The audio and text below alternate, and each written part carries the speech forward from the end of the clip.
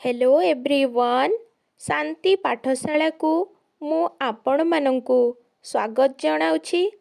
आजिकार एक नूतन वीडियो रे आमे आलोचना करिबा एक पत्र लिखन।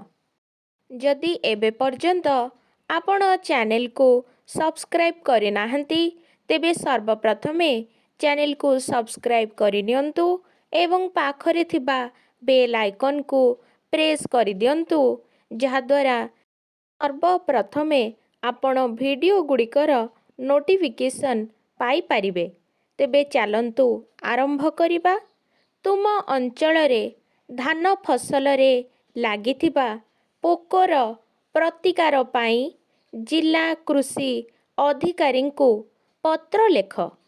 बाम पटरे उपरे लेखिबा माननीय कमा श्रीजुक्त कृषि जिला अधिकारी कमा जिलार नाम लेखिबा जगतसिंहपुर कृषि जिला जगतसिंहपुर। प्रसंग लेखिबा धान फसल रे पोकर प्रतिकार पाई कार्यानुष्ठान। तापरे बाम पटे लेखिबा महाशय कमा आम ग्रामटी जगतसिंहपुर जिलार सदर महकुमा ठारू 30 किलोमीटर दूर रे अवस्थित।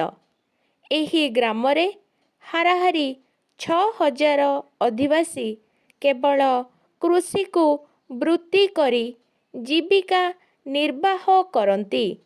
आम अंचल रे धान हेउछि प्रधान कृषि, तेणु धान चाष उपरे समस्ते निर्भर करी चलती। एही ऋतु रे लगातार भावरे वर्षा हेबा फलरे धान गछरे पोक लागी जाइछंती। वर्तमान धान खेत सारा पोकमय। धान थोड़ बाहरिबा अवस्थारे पहुँचिलाणी। एहार मंज पत्ररे पोक लागिबा फलरे गछ गुड़िक झाउली पड़ुची ओ फसल नष्ट होइजिबार देखा जाउछि।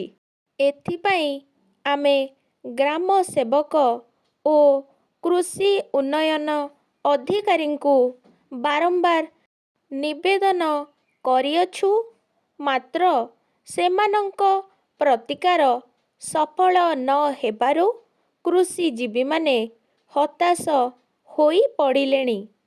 एणु आपणंकु विनीत अनुरोध करू कि आपण आम ग्रामर आखपाख अंचलर कृषि क्षेत्र को तदंत करी फसल रक्षा करिबा निमंते तुरंत पदक्षेप ग्रहण कले आमे आपणंक निकटरे चिरोपकृत रहिबो।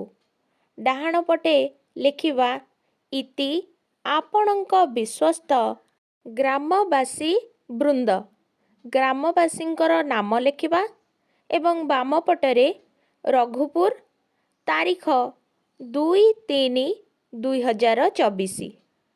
जदि एही भिडियोटी आपणंकु टिके भी भल लागि थाए तेबे लाइक शेयर एवं सब्सक्राइब करने को जमारू भूलिबेनी। धन्यवाद।